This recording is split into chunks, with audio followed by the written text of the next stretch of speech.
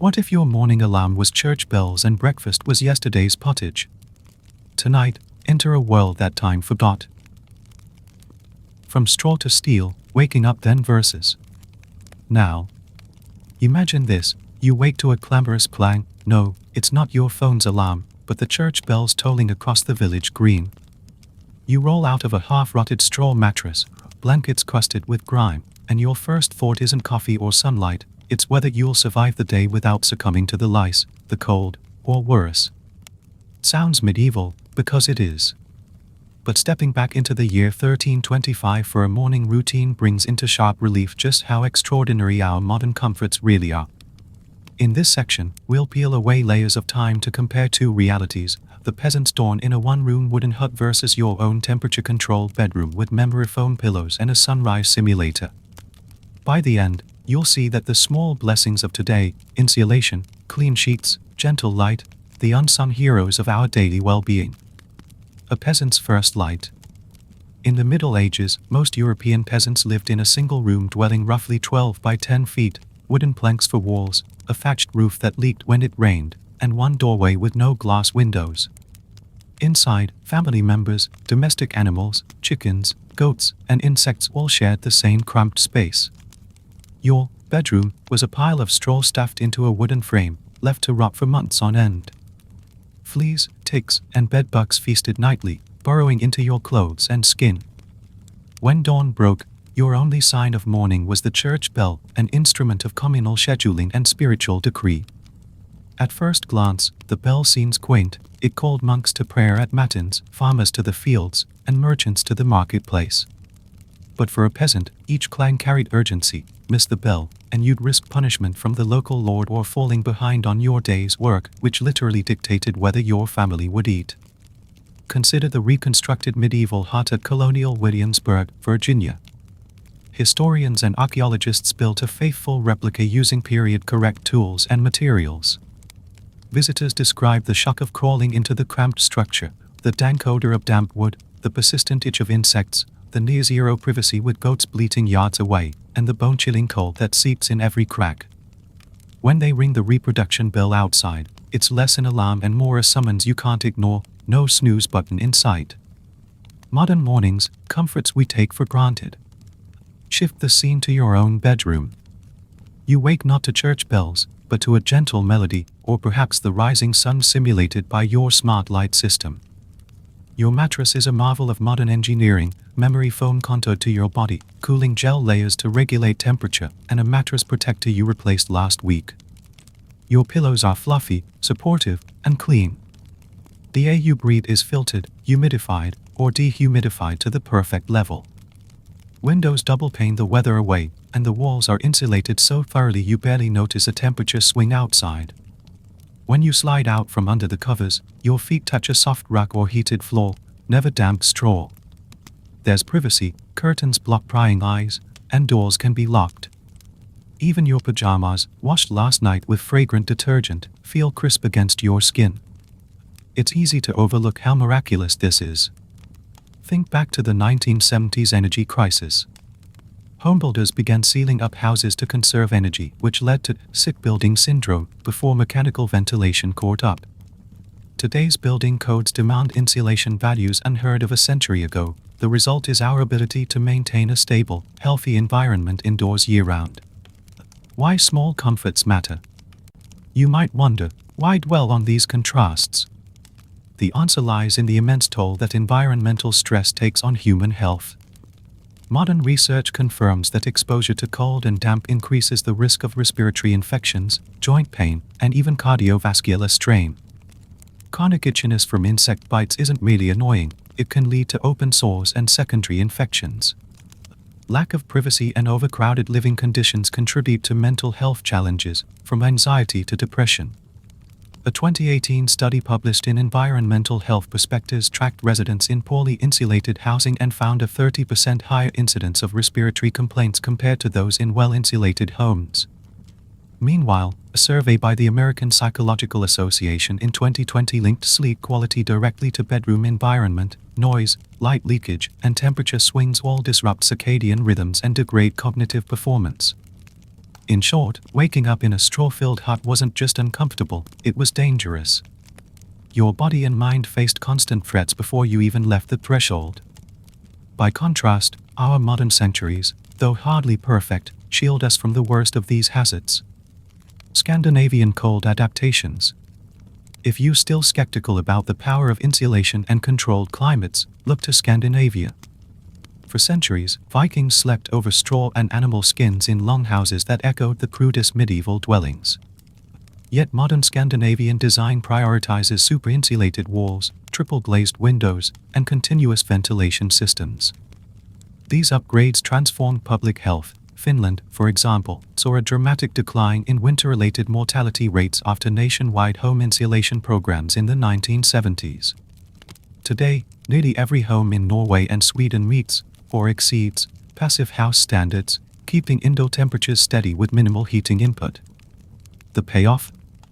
Fewer colds, lower energy bills, and a population renowned for its consistency of mood even in sub-zero winters.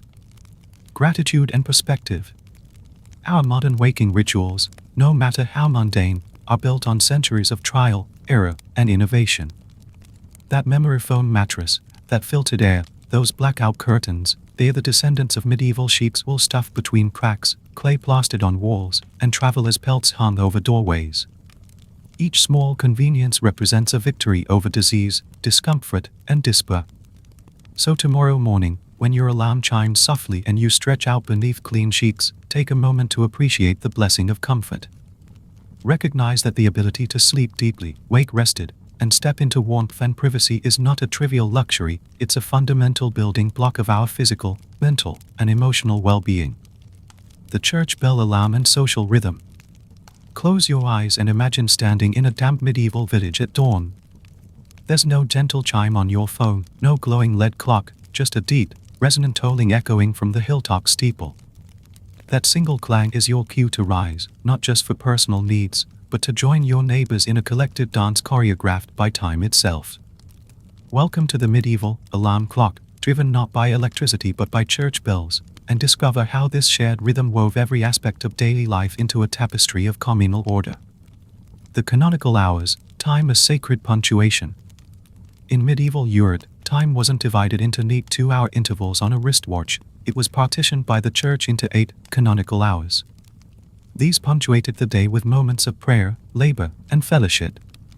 Matins, during the night the first vigil, usually around midnight. Lauds, dawn the sunrise prayer, often around 3 to 4 a.m.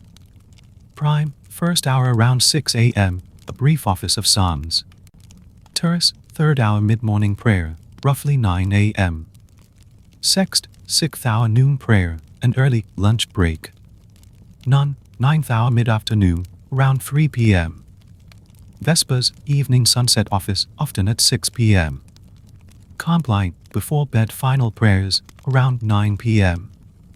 Each of these hours was announced by a specific pattern of bell ringing, long peals, rapid tolls, or measured sequences, so villagers instantly recognized which office it was time to pray.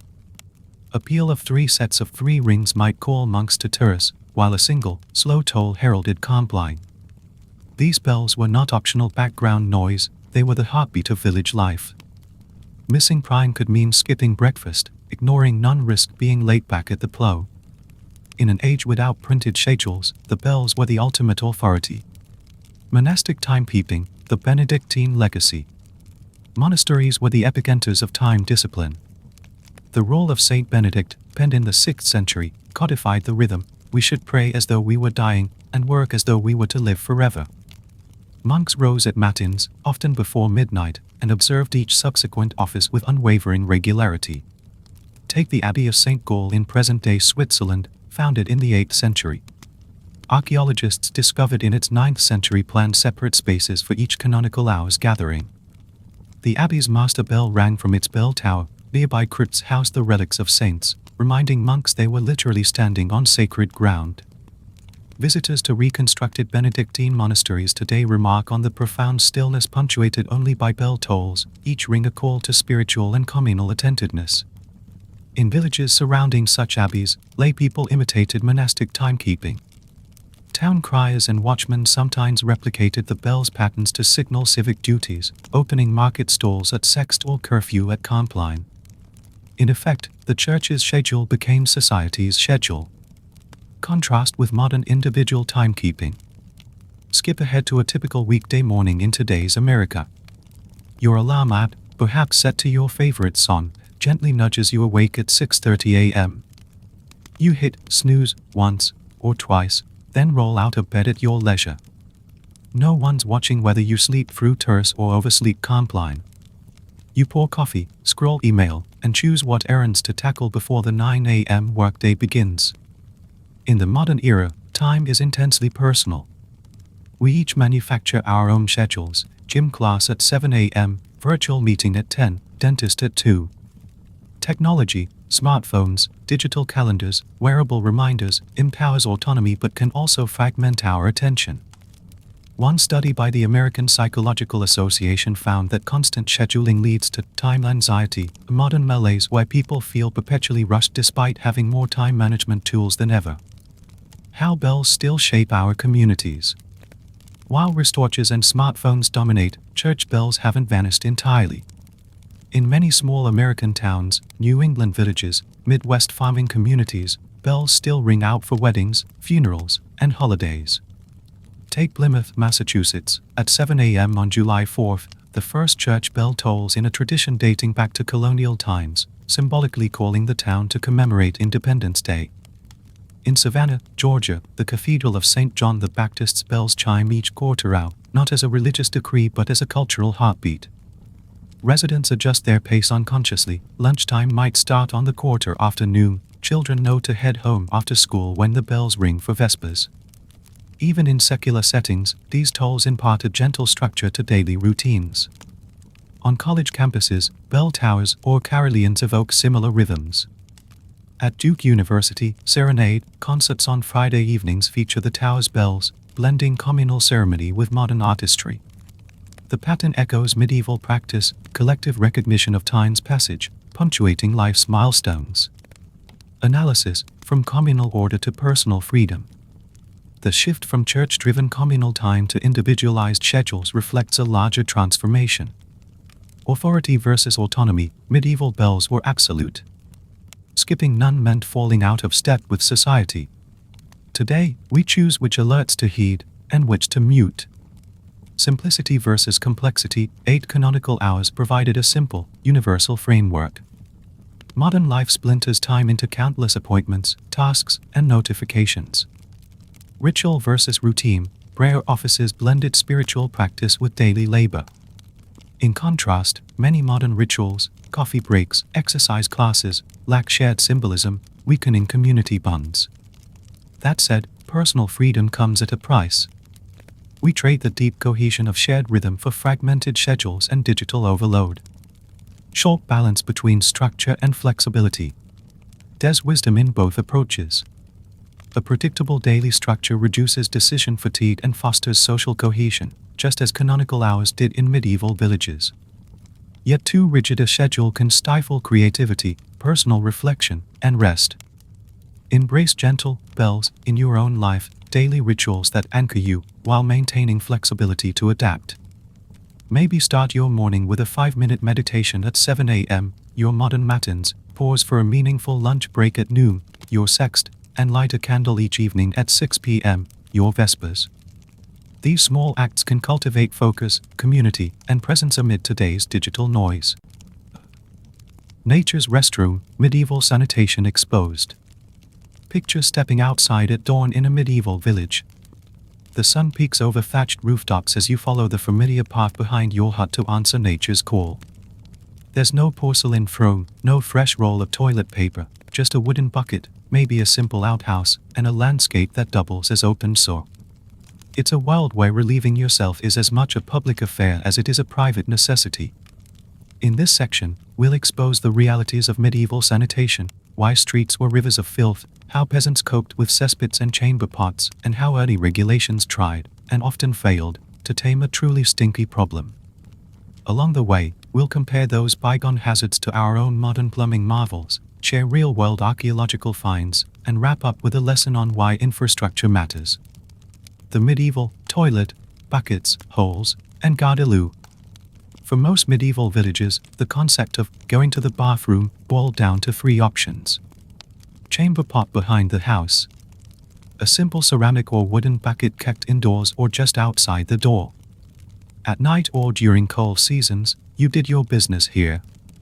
By morning, you, along with every other household, entered it into the street, often without protective gloves and certainly without a plunger.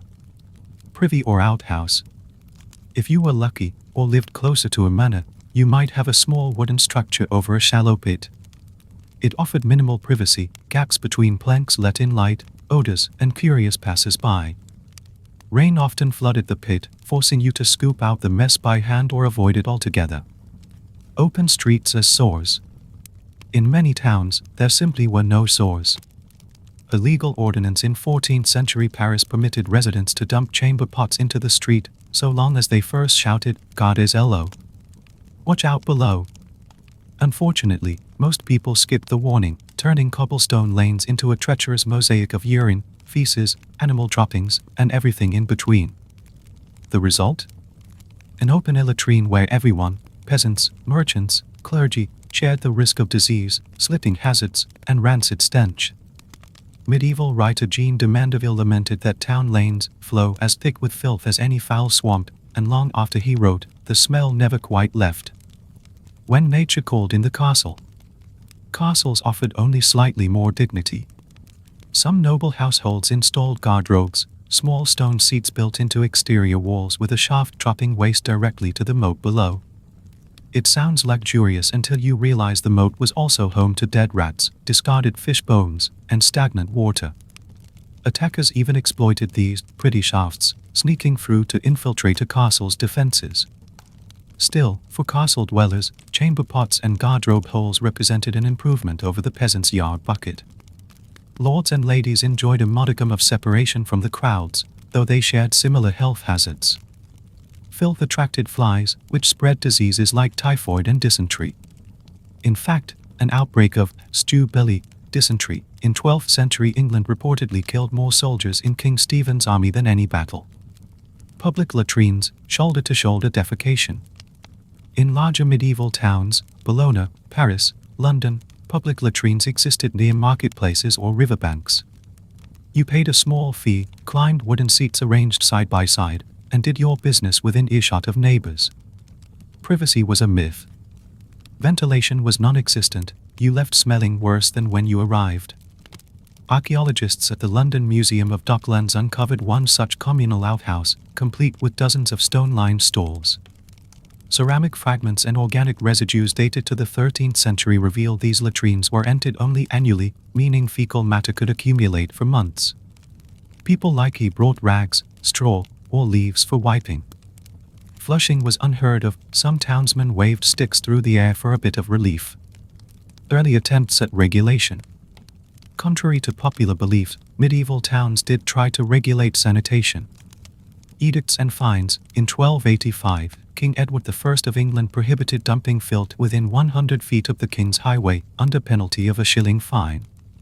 Some maintenance. Venice constructed covered canals beneath main thoroughfares in the 12th century, channeling waste away, an innovation that predated much of Europe. Watchman duties. Some city watchmen had baskets and pitchforks to clear refuse from public areas.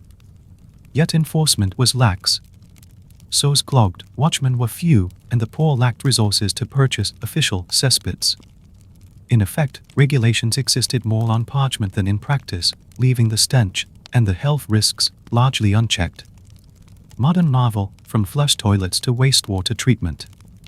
Contrast that chaos with 21st century sanitation.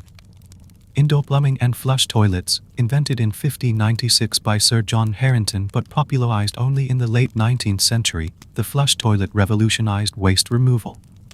Today's low-flow designs efficiently evacuate waste with minimal water. So networks, cities like Chicago and New York build fast underground pipes to carry sewage to treatment plants, facilities that filter, chemically treat, and safely discharge water back into rivers or oceans. Public health impact. According to the World Health Organization, access to safe sanitation reduces diarrheal disease by nearly 40%, and decreases cases of typhoid and cholera by up to 90%. These systems are so ubiquitous most of us never contemplate them. But every time you flush, you're engaging with an infrastructure that protects you from the microbial hazards our medieval ancestors could only fear. The Great Stink and Modern Reforms. In 1858, the Great Stink of London, when the Thames became so polluted with untreated sewage that Parliament had to adjourn, sparked a public outcry. Engineer Joseph Bazalgette designed one of history's largest sewer networks, diverting waste away from the city centre. Within years, cholera outbreaks plummeted. Today, Bazalgette's Victorian tunnels still form the backbone of London's system, reminding us that robust sanitation requires continual political will and engineering investment. Other cities, Mumbai, Cairo, Sao Paulo, are only now building megasewers, a testament to how vital and challenging infrastructure remains. Common misconception: medieval people didn't care about cleanliness. It's easy to assume that medieval villagers were cavalier about filth. In reality, they valued cleanliness, but lacked the technology and resources. Bathing tub-style bathhouses existed in Roman-influenced regions and persisted into the Middle Ages. However, fears that washing open pores to disease led many clergy to discourage bathing. Moreover, wealthier households used linen undergarments and changed them frequently, laundering in streams or overheated stones. Spices and vinegar were employed in some recipes to mask odors. Medieval medical texts recommended herbal fumigants, burning rosemary or juniper to cleanse the air. The problem wasn't apathy, it was absence of safe water, pumped sewers, and chemical treatments we rely on today. Infrastructure is public health. From Paris's open gutters to London's covered sewers, the evolution of sanitation shows how critical infrastructure is to communal well-being. When systems break down, due to war, neglect, or lack of funds, disease spreads rapidly. Conversely, proactive investment saves lives and boosts economies. The U.S. Environmental Protection Agency estimates every dollar spent on water and wastewater infrastructure returns about $4 in public health benefits. Never underestimate the power of plumbing. That next time you flush or wash your hands under running tap water, you're partaking in a centuries-long war against disease, one that many communities worldwide still fight daily. Breakfast of champions, or not? Food, drink and survival. Picture the break of dawn in a medieval hamlet. You've crawled from your straw mattress into the damp air, your joints protesting as you shuffle toward the hearth. Instead of the rich aroma of coffee or sizzling bacon, you're greeted by the sour tang of yesterday's pottage and the dull scent of stale bread. Your morning pick-me-up is a weak ale, small beer, they called it, because water is more likely to kill you than save you. Welcome to a medieval breakfast, a daily struggle for sustenance that helped peasants survive, but hardly made them thrive. In this section, we'll stir the pot of pottage, slice into sawdust-laced bread, sip from the communal ale jug, and compare these far cry breakfasts to our modern morning routines. Along the way, you'll meet real people who suffered from famine and feast, learn how seasonal scarcity shaped medieval diets, and discover why our simple acts of pouring milk on cereal or brewing tea are marvels of progress. Morning rations, pottage, bread, and small beer. Pottage, this thick, gloopy stew was the glue of the medieval diet. Imagine a cauldron that's been simmering for days, or weeks, fed by whatever vegetables and grains you could forage. Root vegetables, turnips, leeks, carrots, barley or oats, a handful of beans or peas, and perhaps a few foraged greens went into the pot. Fresh meat was rare, sometimes scraps of salted pork or fish were added on Fridays when fish was permitted. Bread, the daily accompaniment was a hunk of coarse bread made from barley, rye, or a blend of grains. When wheat was too costly, bakers stretched dough with fillers, ground acorns, crushed nutshells, even sawdust in desperate times. The result, a rock-hard loaf you negotiated with rather than sliced. Crumbling under the weight of a mallet seemed easier than tearing a clean piece with your teeth. Small beer, paradoxically, peasants drank beer at dawn. Because surface water teemed with parasites, giardia, cholera-causing bacteria, and worse, boiling grains to make beer killed most pathogens. This small beer contained barely enough alcohol to inebriate a flea but plenty to protect against microscopic killers. Children and adults alike sipped from shared wooden tankards, blissfully unaware that their brew was the safest hydration option. Why breakfast mattered, even if it wasn't nutritious. In an agrarian society, breakfast wasn't leisure, it was fuel. After a night's rest on a damp pallet of straw, your body demanded calories for a day of relentless labor, ploughing fields, tending animals, hauling water. Skipping the morning meal risked weakness, dizziness, and increased injury. Yet despite its vital role, medieval breakfast was calorically dense but nutritionally poor. A midday ration of pottage might provide around 300 to 400 calories, less than half of what an adult laborer needed for a full day, often upwards of 3,000 calories. Deficiencies in protein, vitamins, and minerals were rampant. Rickets, from vitamin D deficiency, scurvy, from lack of fresh produce, and other malnutrition-related ailments flourished. The Great Famine of 1315 to 1317. Between 1315 and 1317, Northern Europe suffered one of its worst famines. Summer rains ruined grain fields, turning crops into soggy mush. Starving peasants ate roots, bark, even grass, often boiled into a bitter pottage that offered few calories. Accounts from chroniclers like Jean de Venette described scenes of desperation, families scavenging for acorns, trading possessions for a handful of barley, and even resorting to cannibalism in extreme cases. In England, parish records show a 25% rise in mortality. Graves from the period reveal malnourished skeletal remains with signs of rickets and anemia. Even post-famine, villages coped by rationing breakfast pottage more frugally and hoarding grain, practices that shaped local diets for decades. By contrast, our modern food supply chains, refrigeration, and global markets ensure that a late frost in one region doesn't starve entire populations. You can stroll to the supermarket and buy bananas shipped from Costa Rica, eggs from free-range hens, or almond milk imported from thousands of miles away, luxuries medieval peasants couldn't dream of. Variations across regions and classes. Not all medieval breakfasts were equal. Noble households enjoyed richer morning fare. Meat pottages, castles might simmer beef or mutton pottage, enriched with cream or eggs. White bread, wealthy cooks used wheat flour to bake soft, white loaves, status symbols more than sustenance. Spices and sugar, pepper, cinnamon, and the rarest sugar, thanks to Mediterranean trade, flavored morning cakes. In Mediterranean regions, olive oil and olives supplemented the diet, while in Eastern Europe, soured milk products and cheeses featured prominently.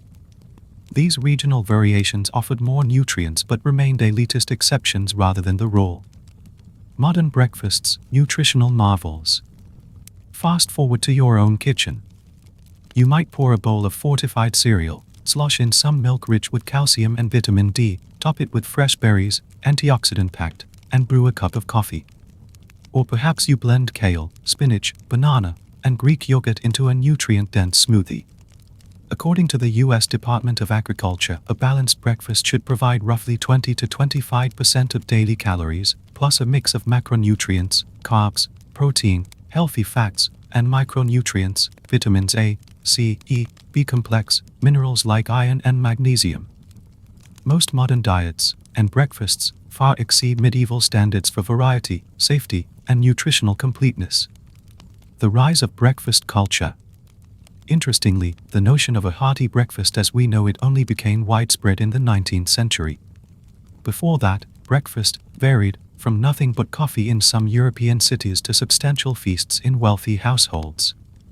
Industrialization, changing meal patterns, and the advent of mass-produced foods, porridge oats, breads, cereals, solidified breakfast as a fundamental daily ritual. Today, on National Cereal Day, March 7th, Americans consume over 1.3 billion bowls of cereal in a single day, a far cry from medieval pottage. Our modern breakfasts reflect not only abundance but also advances in food safety, pasteurization, refrigeration, standardized packaging that ensure each bite is free of toxins, pathogens, and contaminants. Common misconception: medieval people skipped breakfast. Some imagine medieval peasants rose, labored on empty stomachs, and only feasted at midday. In reality, skipping breakfast would have been unthinkable. Physical labor without fuel risked collapse. Even if the meal was meager, a handful of pottage or stale bread, it was essential. What varied was quantity, quality, and nutritional value. Appreciate variety and safety. The medieval breakfast teaches us that variety and food safety are pillars of health. Our ability to choose from multiple food groups each morning and trust that they are free of pathogens represents a triumph of agriculture, trade, science, and regulation. Next time you pour orange juice or toast a bagel, remember you stand on foundations built over centuries: crop rotation, canning, refrigeration, and global logistics. Don't take your morning meal for granted. A balanced breakfast fuels not just your body, but your mind, enabling you to tackle the day's challenges with energy and focus. Dress for distress, clothing, cleanliness, and class. Imagine stepping into winter's chill before dawn in a medieval village. You tug on the same rough wool tunic you've worn every day for months, scratchy, stiff, stained by last season's mud, and forever scented with hearth smoke. Below, linen shifts have become relics of an even older season, and underwear is a concept reserved for nobility. For the peasant class, clothing was survival gear more than fashion statement, a single layer patched until threadbare. Contrast that with your modern closet: multiple outfits for work, leisure, and exercise, clean undergarments replaced weekly, synthetic blends to wick moisture and regulate temperature. In this chapter, we'll explore how medieval people dressed according to their means, how laws regulated who could wear what, and why laundry day looked very different before washing machines. We'll visit archaeological reconstructions, delve into sumptuary edicts, and reveal how something as simple as fabric shaped identity, hygiene, and social order. The peasant wardrobe: one outfit, many seasons. For most medieval peasants, clothing was limited to one or two garments. Wool tunic, or underdress heavy, homespun wool provided warmth but clung to the body when damp, itching relentlessly. Linen shift, undershirt optional and rare, linen was expensive. When available, it offered a slightly softer layer next to skin. Trousers or hose, simple woolen leggings, often ill-fitting, exposing seams and patched holes. Cloak or mantle, a coarse wool cloak wrapped around shoulders for extra warmth. Because textiles were costly, sheep had to be raised, fleece spun into yarn, woven on looms. The average peasant typically owned only one of each. Underwear was a luxury. Laundry required hauling water from a river, heating it over a fire, and scrubbing rough wool or linen on a wooden board with lye or ash. In damp climates, garments dried infrequently, breeding mildew and lice. At the Weald and Downland Living Museum in Sussex, England, experimental archaeologists live in reconstructed 14th century cottages, wearing period-correct clothing. Volunteers report that a single wool tunic, worn for days without washing, becomes stiff, malodorous, and nearly unwearable, yet for medieval peasants, this was everyday life. The nobility's closet: status woven in silk and velvet. In contrast, nobles flaunted opulence through fabric and color. Silk and velvet, imported from Italy and the East via trade routes, these materials signified immense wealth. Bright dyes: reds from madder root, blues from woad, and yellows from weld, expensive and often regulated by sumptuary laws. Fur trim and embroidery: luxurious furs, ermine, sable, and elaborate stitching displayed status. King Edward III of England's 1363 sumptuary laws even decreed that only royalty could wear cloth of gold and silver. Commoners caught flaunting forbidden fabrics faced fines or confiscation. Clothing regulated hierarchy as rigidly as land tenure. For medieval aristocracy, a wardrobe wasn't just clothing, it was walking heraldry. Sumptuary laws: sewing the social fabric. Across Europe, sumptuary laws limited what each social class could wear. Italy, 14th to 16th centuries. Florence banned merchants from wearing silk, reserving it for the aristocracy. Spain, 1460. Jews and Muslims in Castile were forbidden from wearing luxurious textiles, distinguishing them from Christians. France, 16th century. Peasant women caught in brocaded gowns faced public humiliation and church penance. These regulations aimed to preserve social distinctions, prevent arrogance among lower classes, and curb excessive consumption. Enforcement varied by region. Local magistrates sometimes ignored infractions when cloth merchants lobbied for relaxation. Nonetheless, the laws underscore how medieval societies viewed clothing as a bulwark of order. Laundry and cleanliness: hard labor for fresh linen. Laundry was backbreaking. Water collection: buckets hauled from rivers or wells, often a labor of young children. Boiling and lathering: garments soaked in large copper cauldrons, boiled over fires, and scrubbed with ash, the medieval detergent, on wooden washboards. Rinsing and drying, rinsed in cold water and hung on lines, 3 days of sun meant a rare fresh scent. Even wealthier households grappled with these chores. At monasteries, nuns dedicated an entire wing, called the laundry, to washing vestments, employing giant cauldrons and beating garments with paddles. In Venice, laundry workers used salt water to pre-treat cloth before freshwater rinses. Archaeologists at the York Archaeological Trust found medieval wash pits near the city walls, long troughs where fabrics were beaten and rinsed. Residue analysis identified high pH levels consistent with wood ash, confirming written accounts of ash-based washing. Clothing and hygiene, a two-way street. Clothing wasn't only about warmth, it also influenced personal hygiene. Insects and disease, stiff wool harbored fleas and lice. Medieval peasants attempted to delouse garments by smearing them with goat fat containing sulfurous herbs or by fumigating with smoke. Skin health, constant dampness and infrequent washing led to fungal infections, foot rot, and scaly scalp rashes. Perception of cleanliness, clean linen shifts were prized because they touched the skin. Nobles changed shifts weekly to avoid body odor stigma. A fresh linen collar was a status symbol.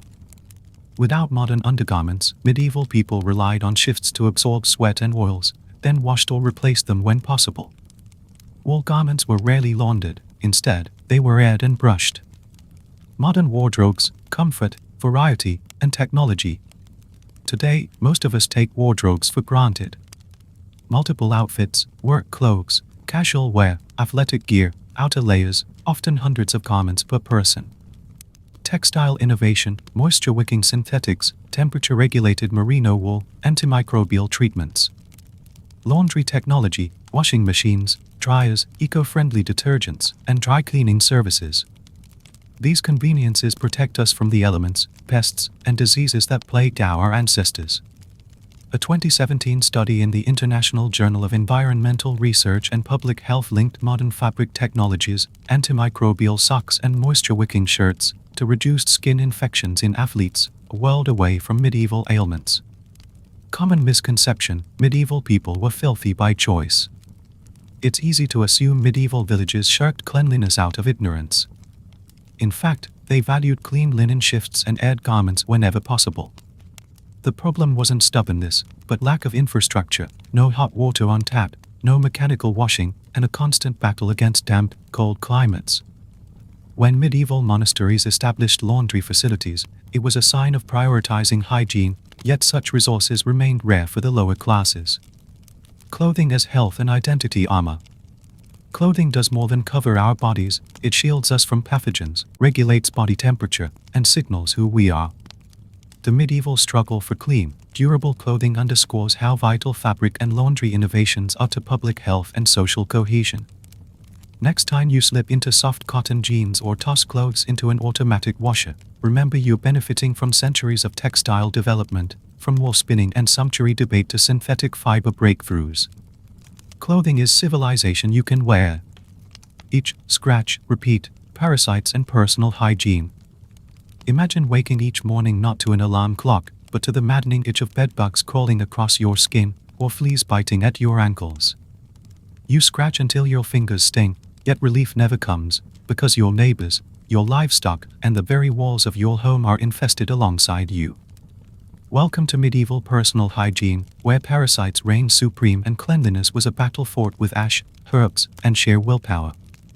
In this chapter, we'll explore how fleas, lice, and bedbugs shape daily life, the ingenious, and sometimes bizarre, remedies people devised, and how our modern shampoos and treatments owe their existence to centuries of human frustration. Parasites, the ubiquitous itch. 3 primary pests plague medieval populations. Fleas, Pulex irritans. These tiny jumpers nested in straw beds, thatched roofs, and animal fur. Their bites spread typhus and plague, most notoriously the Black Death in the 14th century. Lice, Pediculus humanus capitis and Cowper's head and body lice thrived in unwashed garments and hair.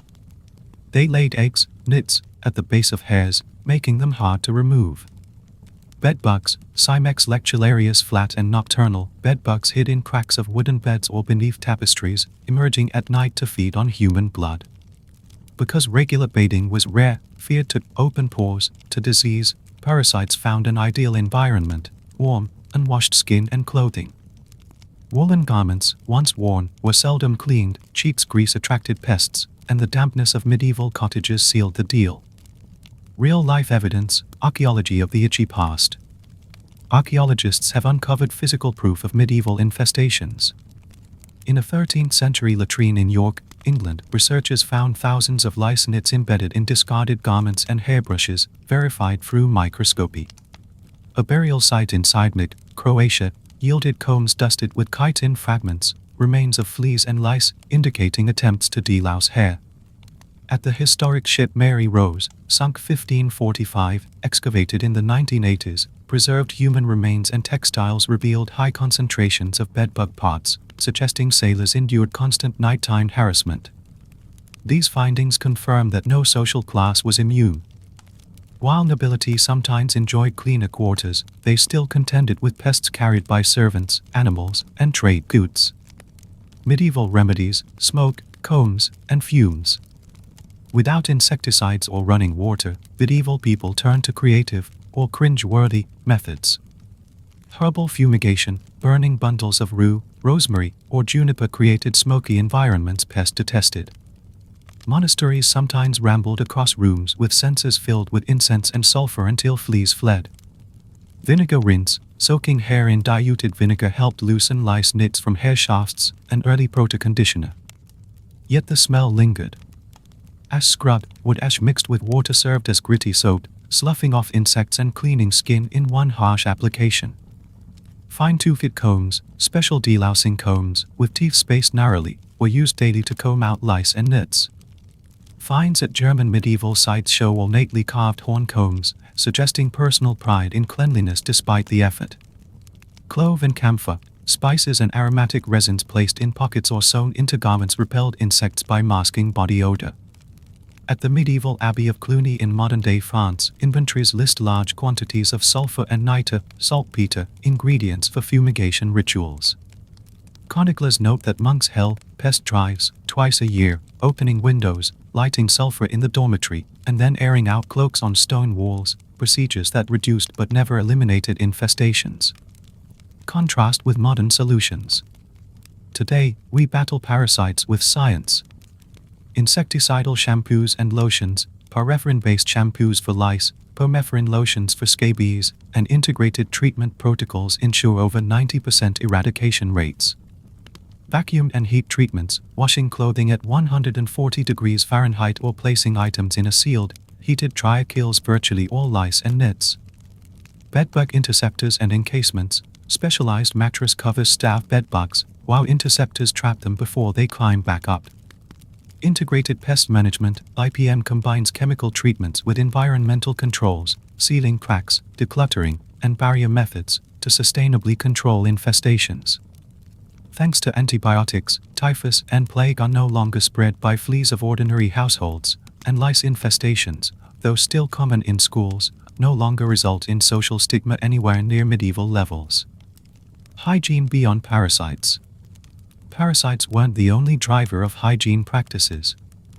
Medieval communities also valued foot washing, a sign of hospitality, often offered to guests upon entry. Baptismal fonts sometimes doubled as basins for washing hands and feet. Communal bathing, where permitted bathhouses in cities like Bath, England, offered tubs and plunge pools until the church, fearing immoral activity, shut many down in the late 14th century. Hand washing before meals, upper classes dipped fingers in communal finger bowls scented with herbs, a precursor to table manners. Lack of soap remained a barrier. When soap was used, it was made from animal fat and ashes, harsh, greasy, and often smelly. Bar soap as we know it only emerged in the 16th century. Common misconception: medieval people didn't care about cleanliness. It's tempting to assume medieval folks were unhygienic by choice. In truth, many zesty hand-washing rituals and periodic baths did occur. Bathing was associated with health and ritual purity. But with cold water, no soap variety, and fear that water carried disease inward, people limited baths to feasts and market days. Regular washing with linen shifts and fumigation rituals demonstrated a genuine concern for cleanliness within their technological limits. Prevention over cure. The medieval age teaches us that prevention is more sustainable than cure. Today's focus on preventive healthcare, annual checkups, dental cleanings, vaccinations, mirrors medieval fumigation days.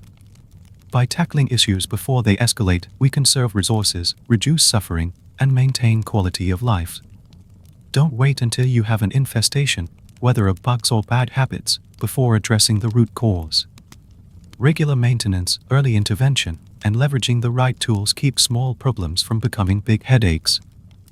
Blood, bile and barber surgeons, medieval medicine unmasked. Close your eyes and picture a small medieval village. Someone trips on a cobblestone and slashes their leg, no antiseptic wipes, no sterile gauze. Instead, a barber surgeon arrives, tools in hand, a sharp knife for bloodletting, a pair of pincers for tooth extraction, and perhaps a bowl for the patient's blood.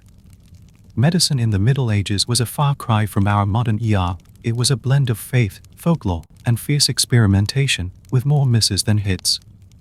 Let's lift the bandage on medieval healing, uncover the humoral theory that drove every diagnosis, meet the barber surgeons who doubled as dentists and surgeons, and see how far we've come since those days of leeches and lances.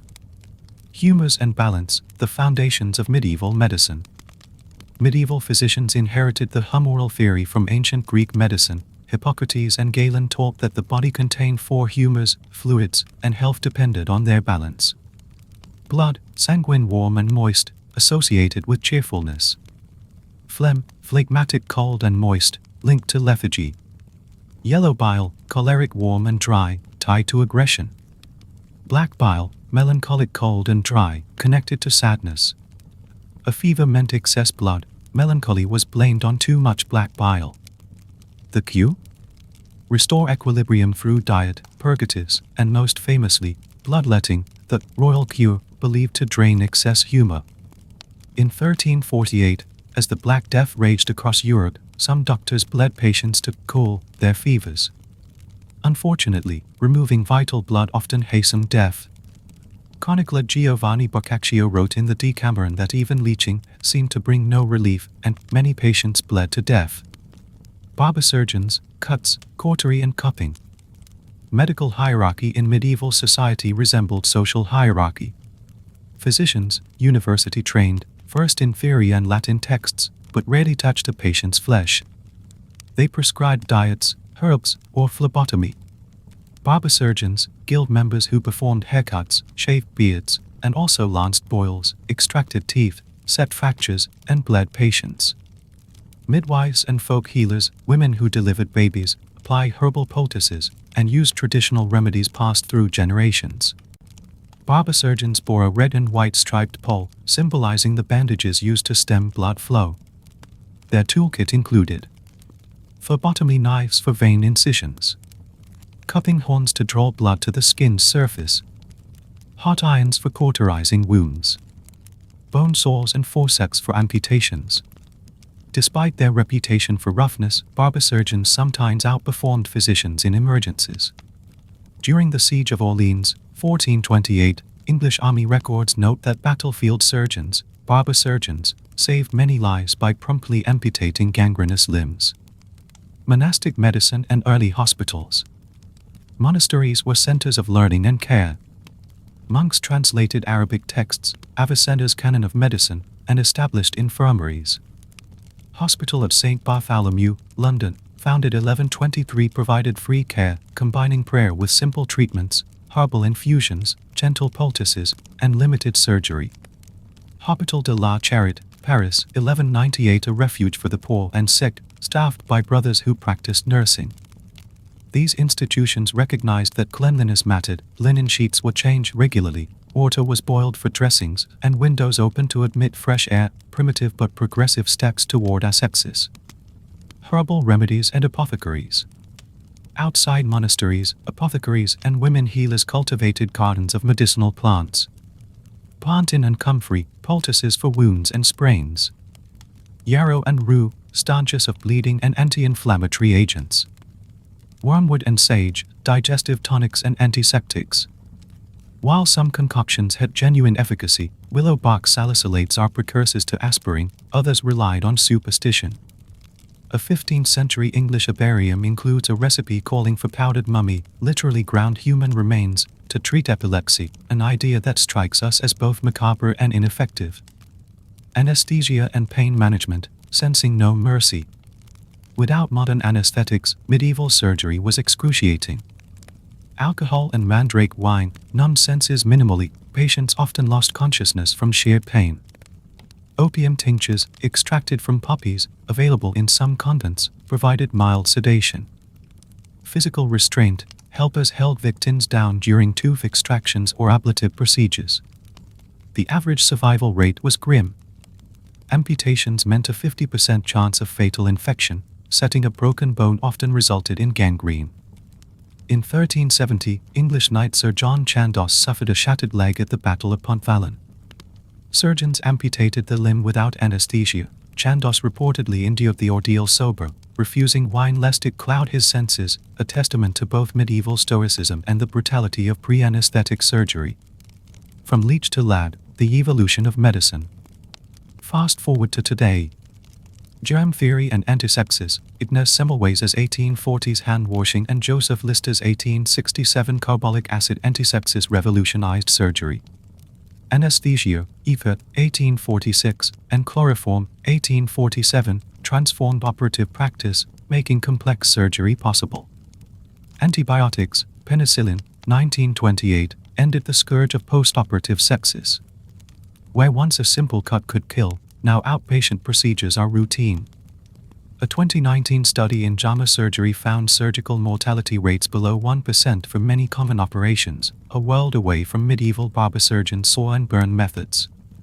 Common misconception: medieval medicine was utterly hopeless. While medieval medicine had glaring limitations, it laid groundwork for modern practice. Observation and documentation, physicians kept casebooks, early medical records. Universities and licensing, the University of Salerno, 9th century, and Montpellier, 12th century, formalized medical education. Hospital foundations, monastic hospitals evolved into public institutions, precursors to today's health systems. These foundations underscore that medicine progressed by building on, and eventually discarding, the theories and practices of the past. Science over tradition. The journey from humors and bloodletting to evidence-based medicine highlights a vital principle: always question assumptions and test treatments. Just because a remedy is traditional doesn't guarantee its efficacy. Conversely, new ideas must be rigorously evaluated. Champion medical curiosity, support research, and trust science to guide best practices, while remembering that every scalp-scraping cure of the past shaped the healthier world we enjoy today. Work from sunrise to sunset, labor, gender and social roles. Imagine stepping into a medieval field at first light. The sky is pale, the air crisp, and your workday begins the moment your feet hit the ground. There's no clocking in at an office, no coffee break lounge, and certainly no weekends. In the Middle Ages, labor wasn't just a job, it was the heartbeat of survival. Whether tending plows, weaving cloth, or spinning wool, every villager played a vital role in keeping the community fed and clothed. In this chapter, we'll unearth the daily grind of peasants, explore the double burden carried by medieval women, glimpse the early guilds that shaped artisan work, compare medieval toil to our modern 9 to 5, and draw a lesson about the value of labor protections. Sunrise to sunset, the peasants' plow. For roughly 90% of Europe's population, life meant agrarian labor. A typical day. Dawn, around 5 to 6 a.m. wake at the church bell. A quick bite of pottage fuels the morning. Morning chores, milking goats, feeding poultry, repairing fences. Field work, blowing or hoeing furrows with wooden tools and ox-drawn plows, back-breaking work that bent spines and tested stamina. Midday, sext, around 12 p.m. a brief rest for a lunch of pottage and bread. Afternoon, sowing seeds, weeding, or harvesting, depending on the season. Evening, vespers, around 6 p.m. return to the homestead for supper, often the same pottage reheated. Night, light chores, tending fires, spinning wool by candlelight, before collapsing into a straw bed, exhausted. Fields were plowed by hand or with primitive wooden plows. Only the wealthiest peasants could afford an ox or horse. Digging, sowing, harvesting, and threshing demanded constant attention.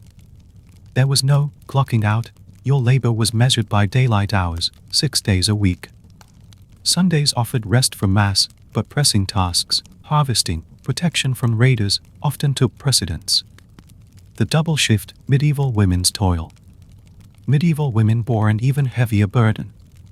In addition to field labor, especially during harvest, they managed domestic work.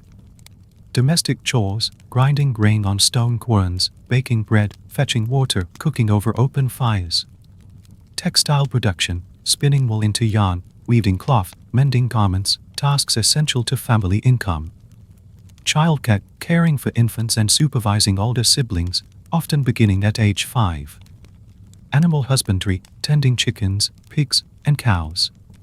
A 14th century English court record reveals that women in rural communities worked nearly 14 hours daily, from milking at dawn to churning butter after sunset, a workload modern studies compare to 2 full-time jobs back-to-back. At the Weald and Downland Living Museum, volunteers reenact medieval domestic life.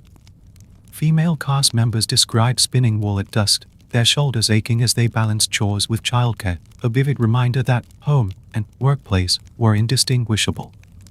Apprenticeships and guilds, crafting the artisan class. In towns and cities, labor took a different shape. Skilled trades emerged under the guild system. Apprentice, ages 10 to 14, lived with a master craftsman for 5 to 7 years, learning trades, blacksmithing, tailoring, weaving. Journeyman, paid wages, traveled between towns to hone skills, still under guild oversight. Master, upon submitting it, masterpiece, earned the right to open a workshop and take on apprentices. Guilds regulated wages, quality standards, and apprenticeships, protecting members from unfair competition.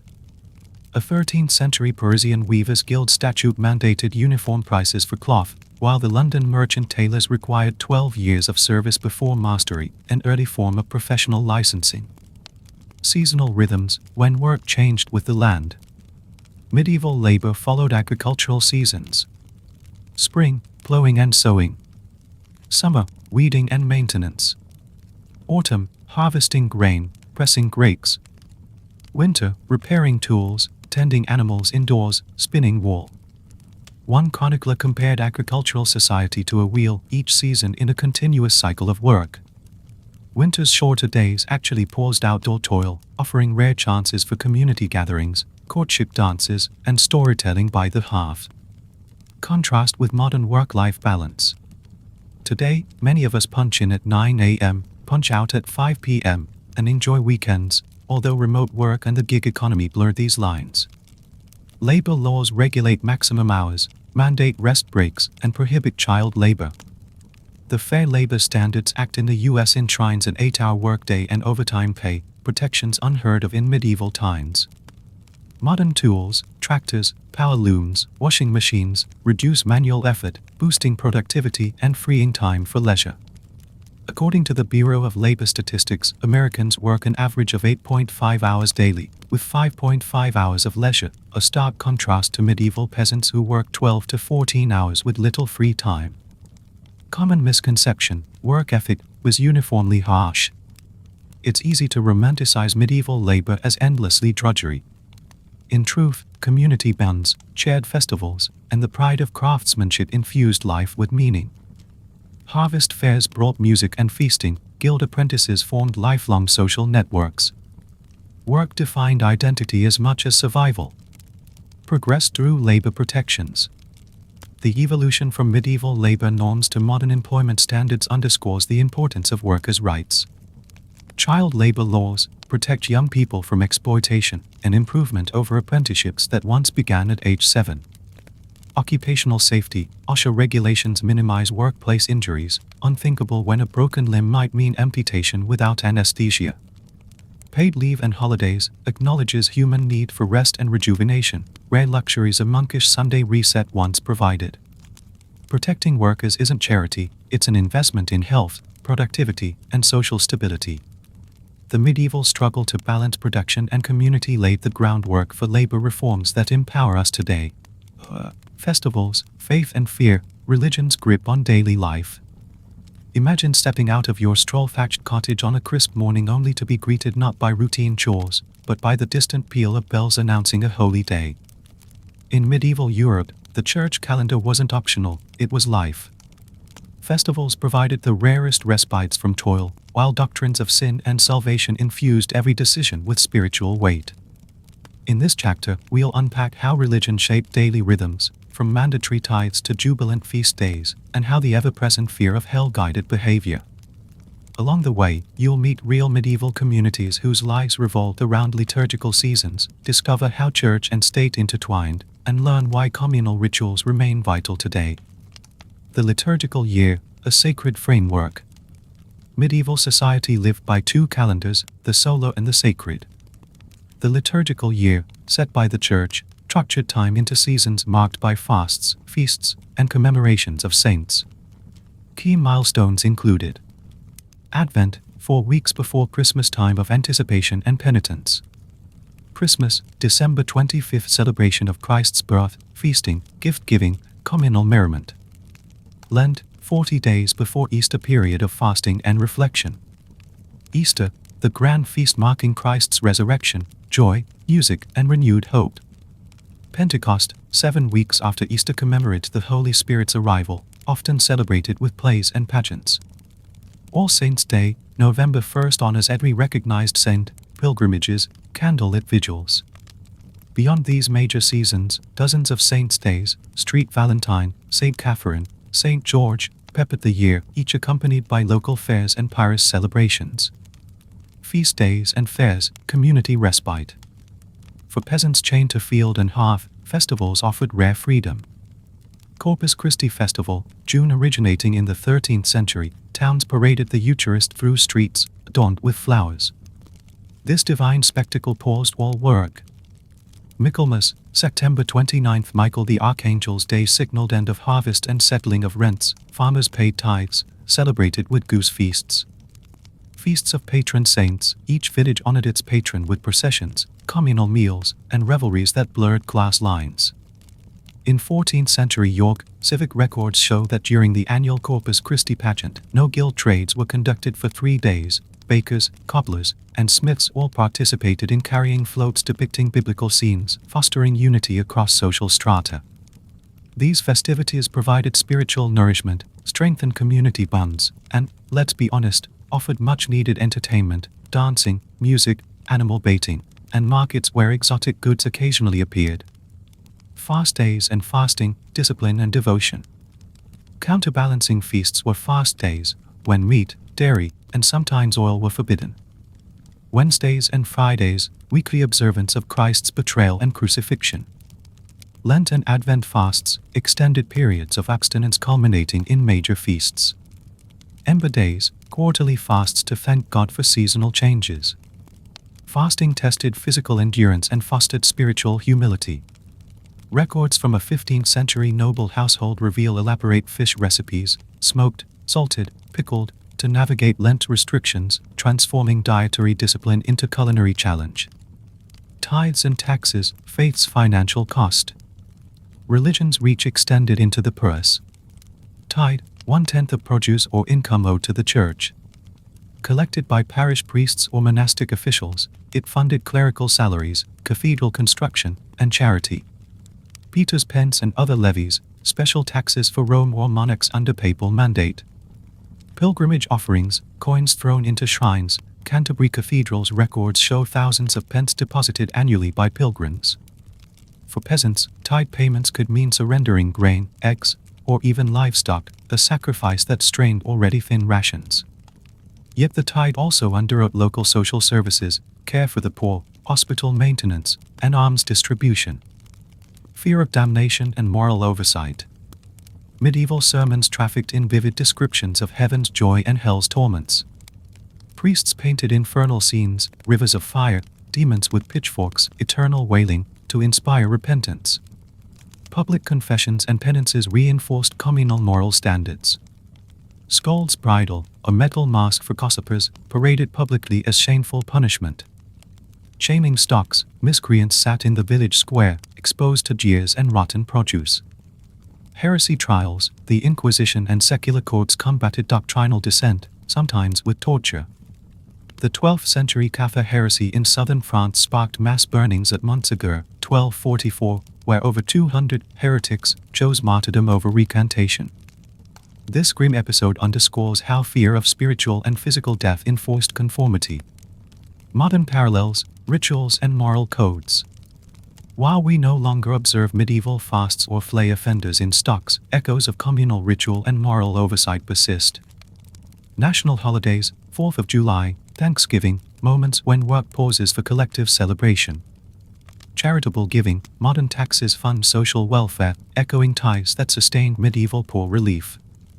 Social media shaming, public call-outs and viral scandals act as contemporary stocks, enforcing norms. These parallels remind us that humans crave shared rhythms and moral frameworks, though the content and enforcement methods evolve. Common misconception: medieval life was monotonously grim. It's easy to envision medieval fate as oppressive. Yet for many, religious festivals offered joy, communal solidarity, and a sense of purpose. Music, drama, art, and communal meals flourished around holy days, vivid celebrations that punctuated an otherwise arduous existence. The power of shared ritual. Medieval life shows that communal rituals, be they religious, national, or cultural, provide cohesion and meaning. They help us mark time, celebrate milestones, and reaffirm collective values. Carve out your own holy days, moments for family dinners, neighborhood block parties, or personal rituals like Sunday swims. Shared experiences nourish communities and fortify us against life's workaday grind. Death around the corner, mortality, medicine, and modern lessons. You've woken among fleas, stared down the church bell summons, braved open sewers and meager breakfasts, donned scratchy tunics, battled lice, bled at the barber's pole, toiled sunrise to sunset, and celebrated feast days with joy and perhaps an undercurrent of dread. Now, face the final certainty in medieval life: death. In a world without antibiotics, vaccines, or modern surgery, even a small cut could prove fatal.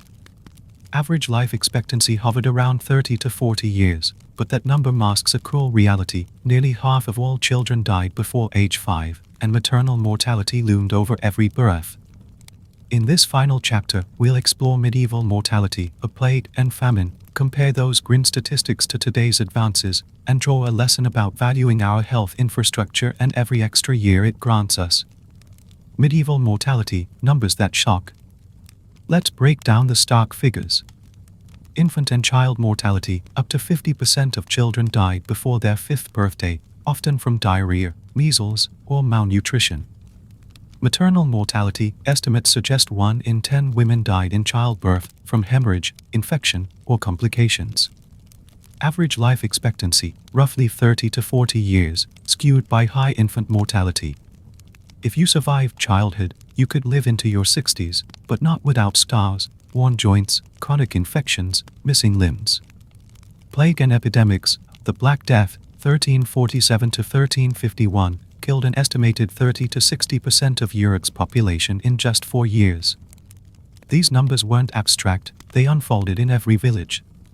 Parish burial registers from medieval Essex record weeks when no day passed without a funeral. Homes bore stacks of unoccupied shoes and tiny graves in churchyards marked only by weathered stones. The Black Death's toll. When ships docked in Messina, Sicily, in October 1347, they carried more than spices, they carried Yersinia pestis. Within months, infected fleas and rats spread plague along trade routes. Chronicler Jean de Venette wrote of corpses piled in streets, so many that the living could not bury the dead without mechanical assistance. In Florence, tax records show the city's population halved from roughly 90,000 to 45,000 by 1350. Entire villages in England were abandoned, their fields returning to forest in what later became known as deserted medieval villages. The sheer scale of death reshaped labor markets, wages rose as workers became scarce, ultimately weakening the feudal system. Causes of death: a Rolodex of risks. Beyond plague, medieval people faced infections: a simple cut could lead to gangrene. Without antiseptics or antibiotics, sepsis was common. Famine: crop failures like the Great Famine, 1315 to 1317, brought starvation and weakened immune systems. Childhood diseases, measles, smallpox, whooping cough, diseases now controlled by vaccination. Accidents, farming tools, animal kicks, and structural collapses, thatch roofs, unstable scaffolds, caused fatal injuries. Maternal complications, hemorrhage, obstructed labor, puerperal fever, all untreatable without modern medicine. Everyday life was a gauntlet. Paris sermons urged people to pray fervently, take sacraments seriously, and live morally, because spiritual errors could spell corporeal doom. Modern contrasts, life expectancy and public health. Today, global life expectancy averages nearly 73 years, a dramatic leap. In the United States, it's around 78.7 years, 2019 data. How did we go from 30 to 40 to nearly 80? Vaccination, smallpox eradicated, polio nearly gone, measles and diphtheria dramatically reduced. Antibiotics, penicillin, 1928, and subsequent discoveries made bacterial infections treatable. Sanitation and water treatment, clean drinking water and sewage treatment / diarrheal deaths. Maternal and neonatal care, prenatal monitoring, safe surgical techniques, antiseptics, and blood transfusions turned childbirth from perilous to routine. Nutrition and food safety, refrigeration, pasteurization, and global agriculture combat malnutrition and foodborne illness. Workplace safety, OSHA regulations and safety gear dramatically reduce fatal accidents. A 2020 study in The Lancet estimated that between 1990 and 2019, global mortality from communicable diseases dropped by 50%, underscoring public health's power. Eradicating smallpox. Smallpox, once killing 30% of those infected, was defeated through a coordinated global vaccination campaign. The last naturally occurring case was in Somalia in 1977. In 1980, WHO declared the disease eradicated. Millions of lives saved and untold suffering prevented, an achievement unthinkable in medieval times. Common misconception, they lived simple lives. Some romanticize medieval longevity, citing examples of centenarians mentioned in chronicles. But such outliers were rare, and age was often estimated by memory rather than birth records. The reality was relentless attrition from factors beyond individual control. Cherish health and infrastructure. The gulf between medieval mortality and modern longevity teaches us that investment in public health pays dividends. Clean water, vaccination programs, and sanitation keep communities alive and thriving. Healthcare access saves lives, early diagnosis, preventive care, and emergency services turn potential tragedies into treatable conditions. Continuing research is vital. Antibiotic resistance and emerging diseases remind us that progress requires vigilance and innovation. Honor the hard-won advances in medicine and public health. When you receive a vaccine, access clean water, or benefit from a safe childbirth, you're part of a legacy built on centuries of learning, transformations that let us live not just longer, but healthier lives. Final reflection and call to action. From straw-strewn huts to sterile operating rooms, we've journeyed through the myriad trials of medieval life, each hardship a testament to human resilience and each innovation a leap forward. As you tuck into a clean bed, sip filtered water, or hug a loved one without fear of contagion, remember the countless ancestors who endured so we might thrive. So, what will you cherish today? Perhaps it's a hot shower, a hearty breakfast, or a moment of peace unbroken by the toll of a church bell or the bite of a flea. Maybe it's an opportunity to support public health initiatives, volunteer at a local clinic, or simply express gratitude for the modern miracles woven into our daily lives. Thank you for joining us on this voyage through history's darker corners and brighter breakthroughs. May the lessons of the past guide us toward a more compassionate, healthier future.